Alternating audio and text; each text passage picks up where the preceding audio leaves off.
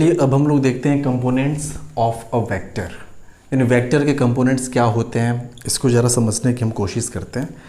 देखिए कंपोनेंट का बेसिक जो मतलब होता है, मीनिंग होता है, इसका होता है पार्ट, यानी वेक्टर के पार्ट के बारे में बात कर रहे हैं। उसके कितने पार्ट्स हैं। पार्ट्स कहने का मतलब ये, जैसे मान लीजिए कि हमने बोल दिया कि कोई वेक्टर है हमारे पास, लेट एक वेक्टर हमारे पास है, उस वेक्टर को हमने बोल दिया vector x is equals to vector y plus vector z।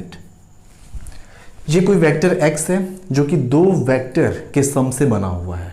It means vector x is the resultant of two vectors, vector y and vector z। तो यहाँ पे जो वेक्टर x और y होंगे, सॉरी वेक्टर y और जो z होंगे, वो वेक्टर x के कंपोनेंट्स कहलाएंगे, पार्ट्स कहलाएंगे। क्यों? क्योंकि वेक्टर y और वेक्टर z से मिलके फाइनली ये वेक्टर x आपका बना हुआ है। तो आप यहाँ पे कह सकते हैं कि ये जो वेक्टर x है, vector x and vector y are the components of vector x। y और वेक्टर y और वेक्टर z, सॉरी यहाँ पे हम बोलेंगे vector z and vector y are the components of vector x। अब इसको फिगर की हेल्प से आप समझ सकते हैं। जैसे मान लीजिए हमने बोल दिया कि एक वेक्टर है ऐसा, ये वेक्टर है a। अब हम इसमें एक वेक्टर को ऐड कर रहे हैं, वेक्टर b को ऐड करना चाह रहे हैं। लेट्स से कि वो वेक्टर b कुछ ऐसे है, एंगल कितना बना रहा है उससे हमें यहाँ पे मतलब नहीं है कोई, हमें सिर्फ देखना है कि इन दोनों के वेक्टर, ये वेक्टर a और वेक्टर b दोनों को ऐड करने के बाद जो तीसरा वेक्टर मिलेगा वो कैसा होगा। अब बोले देखिए दो वेक्टर को ऐड करते हैं तो एक वेक्टर के हेड पे दूसरे वेक्टर का टेल होना चाहिए, ठीक है। यहाँ पर तो वो चीज़ दिख रही है कि वेक्टर a के हेड पे वेक्टर b का टेल है। उसके बाद हम क्या करते हैं कि एक वेक्टर के टेल से दूसरे वेक्टर के हेड को मिला देते हैं। ये हमने मिला दिया तो ये जो भी आपको निकला है ये है वेक्टर c। तो आप बोलेंगे कि यहाँ से हम कह सकते हैं कि जो वेक्टर c है ये इज इक्वल्स टू है vector a plus vector b, यानी कि यहाँ पे वेक्टर a और वेक्टर b इस वेक्टर c के कंपोनेंट्स हैं या वेक्टर c के पार्ट्स हैं। ये बात समझ में आई। जैसे मान लीजिए कि एक और एग्जांपल हम लेते हैं। वो एग्जांपल कुछ ऐसा है, हमने बोला कि एक वेक्टर ऐसे है, ये हो गया वेक्टर e। सपोज कर लिया हमने बोल दिया वेक्टर e है। दूसरा वेक्टर है ऐसे, ये हमने बोल दिया कि दिस इज वेक्टर f, इसको हमने वेक्टर f मान लिया। एक वेक्टर यहाँ पे है, ये वेक्टर आपका हो गया g। एक वेक्टर हमने ऐसे मान लिया, लेट्स से कि ये वेक्टर हो गया h। अब देखिए सारे के सारे जो वेक्टर्स हैं ना, यहाँ पे एक वेक्टर के हेड पे दूसरे का टेल है, इसके हेड पे इसका टेल है, इसके हेड पे इस वेक्टर h का टेल है। यानी कि देखिए वेक्टर f वेक्टर e में ऐड हुआ है, ऐसे ही वेक्टर g वेक्टर f में ऐड हुआ है, वेक्टर h वेक्टर g में ऐड हुआ। यानी सारे के सारे जो वेक्टर्स हैं ये आपस में एडिटिव फॉर्म में है, सारे के सारे वेक्टर्स जो हैं वो ऐड हुए हैं। तो आप यहाँ पे लिख सकते हैं कि vector e plus vector f plus vector g plus vector h, ये चार वेक्टर हैं जो आपस में ऐड हुए हैं। अब इन चारों के ऐड होने के बाद रिजल्टेंट वेक्टर कौन सा होगा अपना, तो आप बोलेंगे जो इनिशियल अपना वेक्टर था ना वेक्टर e, तो वेक्टर e के आप बोलेंगे टेल से आप जो फाइनल वेक्टर है उसके हेड को आप मिला दीजिए। यही जो मिलाने वाला वेक्टर होगा, टेल से हेड को मिलाने वाला वेक्टर, वही आपका होगा इन चारों वेक्टर का जो नेट रिजल्टेंट वेक्टर होगा वो। तो आप बोलेंगे वो वेक्टर, इसका मतलब कुछ ऐसा होगा। ये समझ में आया। इस वेक्टर को हम लेट से कुछ भी नाम देते हैं, हमने बोल दिया इसको वेक्टर r, तो आप बोलेंगे ये इज इक्वल्स टू हो जाएगा वेक्टर r। तो यहाँ पे आप कह सकते हैं कि vector e plus vector f plus vector g plus vector h is equals to r vector, यानी कि e f g h ये सारे वेक्टर्स जो हैं वेक्टर r के कंपोनेंट्स हैं, यानी कि पार्ट्स हैं। ये बात समझ में आई। एक बात और, r को हमने लिख दिया e vector plus f plus g plus h is equals to vector r। अब देखिए अगर हम ऐसे करें, वेक्टर r अगर ऐसे है तो माइनस वेक्टर r कैसे हो जाएगा, तो आप बोलेंगे वो तो हो जाएगा कुछ ऐसे होगा। यानी कि अगर सारे वेक्टर्स को आपस में ऐड कर दिया जाए, आप खुद सोचिए ऐसे, इसको हम आगे बढ़ा के ऐसे भी तो लिख सकते हैं ना आर वेक्टर को उधर लेके चले जाए तो ये हो जाएगा E vector plus F vector plus G vector plus H vector और ये हो जाएगा प्लस ये minus R vector is equals to क्या हो गया 0। यानी कि आप देख सकते हैं कि साइक्लिक फॉर्म में अगर वेक्टर्स को ऐड कर दिया जाए तो जो उनका रिजल्टेंट निकल के आता है that will be equals to 0। यानी vector E plus vector F plus vector G plus vector H plus ये वाला वेक्टर, इस वेक्टर को हमने बोल दिया माइनस ऑफ वेक्टर आर। तो ऐसे हम कोई भी आपके सामने रैंडम फिगर ड्रॉ कर दे, हमने बोला कि ठीक है ये बताओ इसके बारे में, एक वेक्टर, दो वेक्टर, ये तीसरा वेक्टर है, ये चौथा वेक्टर है और ऐसे ये पांचवा वेक्टर। इन सारे के सारे वेक्टर को हम कुछ भी नाम दे दें। लेट्स से कि ये आपका हो गया a1 वेक्टर, ये आपका हो जाएगा a2 वेक्टर, हमने इसको मान लिया। ये आपका हो गया a3 वेक्टर, ये आपका हो जाएगा a4 वेक्टर, ये आपका हो गया a5 वेक्टर। सारे के सारे वेक्टर्स देखिए एडिटिव फॉर्म में है, एक के टेल पे दूसरे का हेड है, यानी सबको एक साथ अगर ऐड कर दिया जाए तो इसकी वैल्यू कितनी हो जाएगी 0। यानी साइक्लिक फॉर्म में वेक्टर का एडिशन हमेशा क्या हो जाता है 0। तो आप यहाँ से इस वाले पिक्चोरियल डायग्राम को देख के आप एक रिलेशन लिख सकते हैं कि जो वेक्टर a1 होगा प्लस वेक्टर a2 होगा plus vector a3 plus vector a4 is equals to कितना हो जाएगा 0। ये बात समझ में आई? तो ये तो कंपोनेंट्स ऑफ वेक्टर हमने देखे। अब देखिए जो इंपॉर्टेंट हमें पढ़ना है वो पढ़ना है rectangular components of a vector. तो चलिए उसके बारे में ज़रा हम जान लेते हैं कि रेक्टेंगुलर कंपोनेंट का क्या मतलब है। रेक्टेंगुलर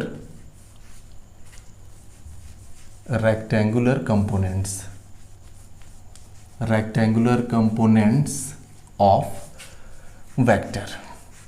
अब कंपोनेंट आप जब भी आपको सामने आपके दिखे आप समझ जाइएगा कि किसी वेक्टर के पार्ट्स की बात कर रहा है। Rectangular components of any vector, किसी भी वेक्टर के रेक्टेंगुलर कंपोनेंट की हम बात कर रहे हैं यहाँ पे। जैसे मान लीजिए कि दो वेक्टर आपके सामने हैं, दोनों वेक्टर आपस में परपेंडिकुलर है। रेक्टेंगुलर यानी दोनों वेक्टर राइट एंगल, दोनों के बीच का राइट एंगल बन रहा है, दोनों वेक्टर आपस में म्यूचुअली परपेंडिकुलर है। तो हमने मान लिया कि एक वेक्टर कुछ ऐसा, चलो मान लेते हैं वेक्टर ए, दूसरा जो वेक्टर है जस्ट इसके परपेंडिकुलर हमने कुछ इधर मान रखा है। आप ऊपर भी मान सकते थे, हमने इसको मान रखा है नीचे। ये हो गया वेक्टर बी। अब देखिए vector A plus vector B, दोनों वेक्टर को जब जोड़ेंगे जो तीसरा वेक्टर अपना मिलेगा वो वेक्टर कुछ ऐसे होगा। ये आपका हो गया वेक्टर सी। समझ में आया? तो एक बात तो यहाँ पे क्लियर है कि एक चीज़ हम इसको देख के लिख सकते हैं। वो क्या लिख सकते हैं? आप बोलेंगे कि vector C is equals to vector A plus vector B, यानी कि ए और बी इसके क्या हैं? कंपोनेंट हैं, यानी कि पार्ट हैं। कंपोनेंट होने के साथ साथ यहाँ पे एक इंपॉर्टेंट चीज़ ये दिख रही है कि दोनों के दोनों जो कंपोनेंट हैं वो आपस में राइट एंगल बना रहे हैं, ये आपस में परपेंडिकुलर है। यानी कि आप यहाँ से बोल सकते हैं A and B are rectangular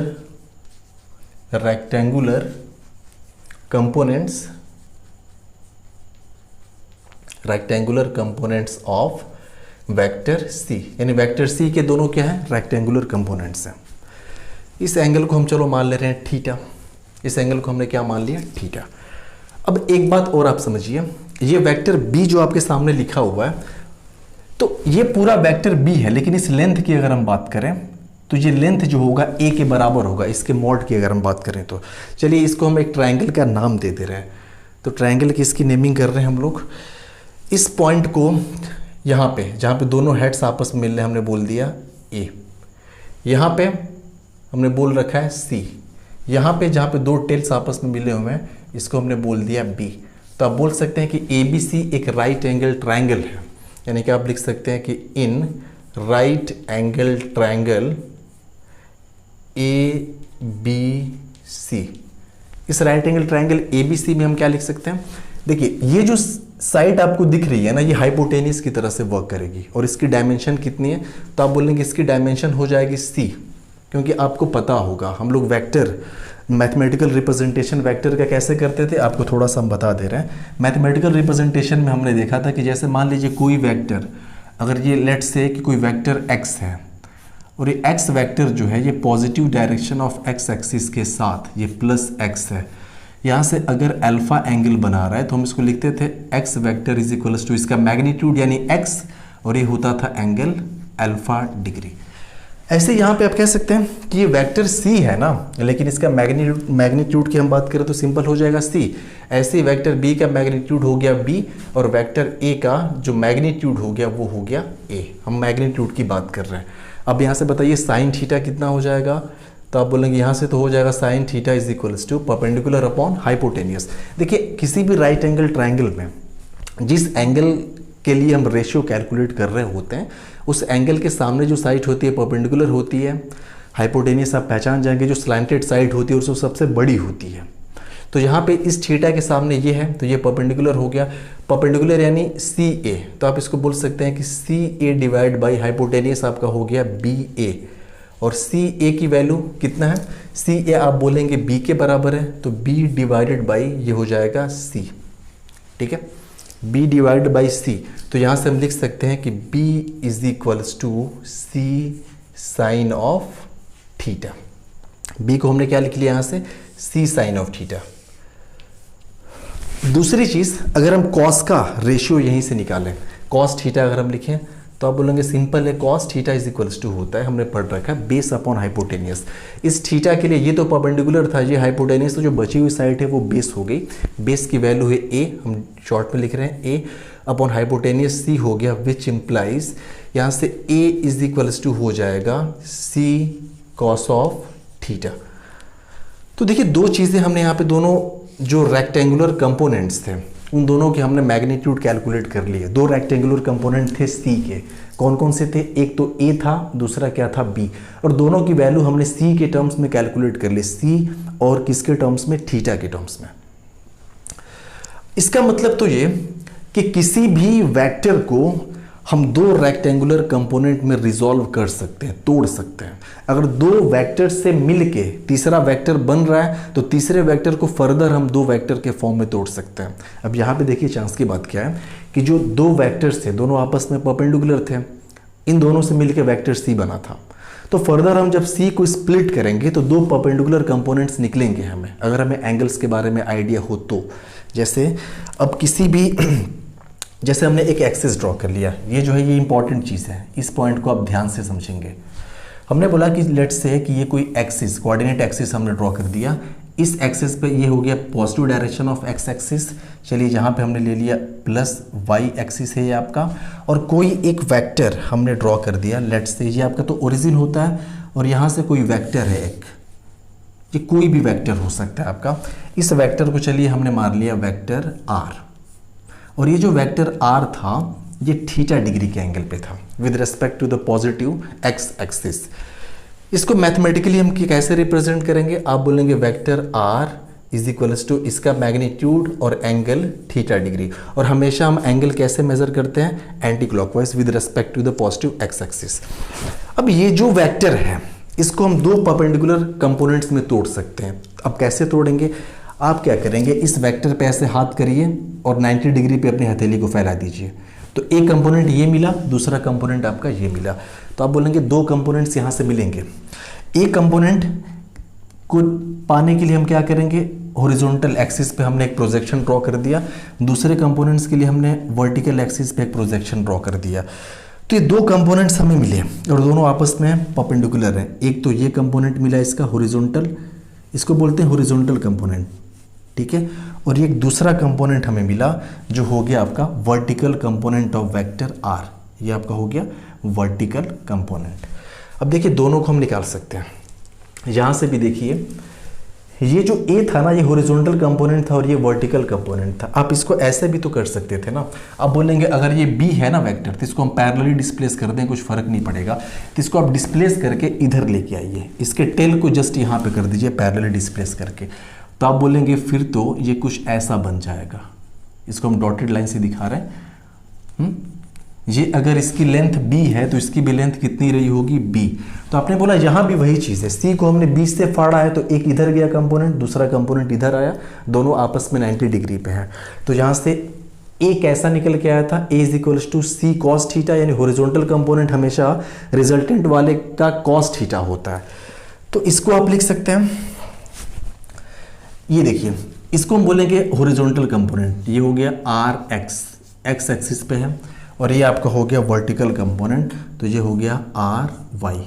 अब देखिए दोनों कंपोनेंट को हम निकाल सकते हैं इजीली। अब या तो ट्रायंगल की हेल्प से निकाल लीजिए, या फिर आपको पता होना चाहिए कि ये वाला जो कंपोनेंट होगा कॉस का होगा, हॉरिजॉन्टल कंपोनेंट, और ये वाला साइन का होगा। देखिए हम कैसे पहचानते हैं कौन सा कंपोनेंट कॉस का होगा, रिजल्टेंट वेक्टर के साथ जो भी कंपोनेंट एंगल बना रहा होता है। देखिए ये कंपोनेंट है ना, थीटा एंगल किसके किसके बीच का है, तो आप बोलेंगे रिजल्टेंट और इस कंपोनेंट के बीच का एंगल है, तो ये हमेशा कॉस वाला होगा। तो R x is equals to यहाँ से हो जाएगा, अगर हम इसके मैग्नीट्यूड की बात करें तो आप बोलेंगे R x is equals to R cos of theta, ये हमने निकाल लिया हॉरिजॉन्टल कंपोनेंट इस वेक्टर आर का।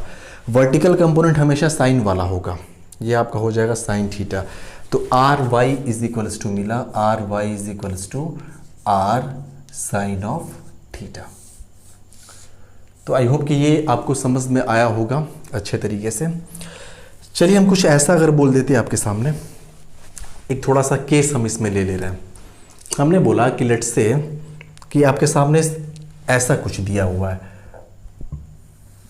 शायद ये दिख रहा होगा आप लोगों को। कोऑर्डिनेट एक्सिस कुछ ऐसे हैं, ये आपका x हो गया, ये आपकी हो गई y, साथ ही साथ एक वेक्टर हमने ड्रॉ कर दिया, वैसे ही हमने वेक्टर ड्रॉ किया, ये हो गया वेक्टर। सपोज कर ले हमने बोल दिया कि ये वेक्टर a है, और ये जो एंगल बन रहा है ये एंगल बन रहा है अल्फा। अब ये जो भी वेक्टर है, हमने बोला हर एक वेक्टर के दो रेक्टेंगुलर कंपोनेंट होते हैं। अब इसके भी दो रेक्टेंगुलर कंपोनेंट, तो आप बोलेंगे एक कंपोनेंट के लिए हम इस पे प्रोजेक्शन ड्रॉ कर दें, दूसरे के लिए हमने क्या किया, इस पे प्रोजेक्शन ड्रॉ कर दिया। तो एक तो कंपोनेंट अपना ये वाला हो जाएगा, ठीक है, और दूसरा कंपोनेंट अपना क्या हो जाएगा, ये वाला हो जाएगा, ठीक है।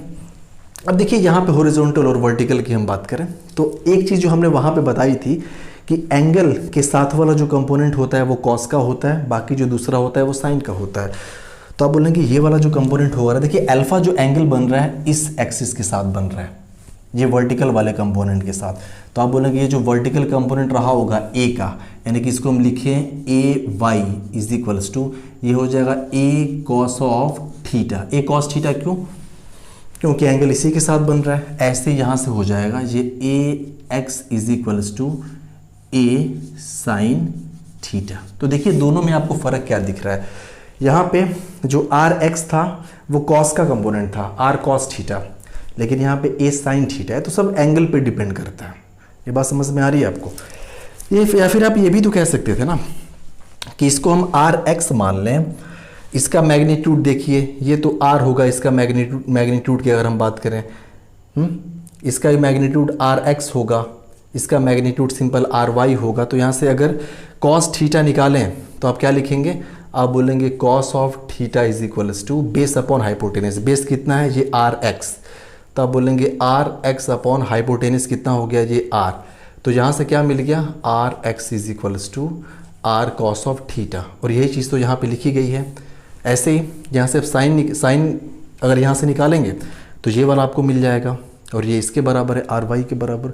तो देखिए ये बात हुई रेक्टेंगुलर कंपोनेंट्स ऑफ वेक्टर्स की। और ये सो देखिए वेक्टर का जो रिजोल्यूशन होता है, रिजोल्यूशन ऑफ वेक्टर बहुत ही ज़्यादा इंपॉर्टेंट है।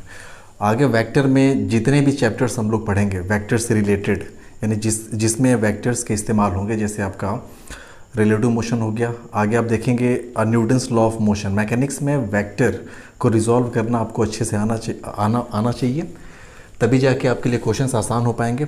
अब देखिए इसमें एक बार क्रॉस चेक कर लेते हैं हम लोग, एक बार आप खुद से भी चेक करिए। देखिए यहाँ पे कुछ गलत हो गया, जे साइक्लिक फॉर्म में वेक्टर्स को ऐड किया गया ना, vector a1 plus vector a2 plus vector a3 plus vector a4 plus vector a5 is equals to 0 होगा। तो यहाँ पे आप इसको थोड़ा करेक्ट कर लीजिए, plus vector a5 is equals to 0। तो चलिए अब शुरू करते हैं हम लोग parallelogram law of vector addition को।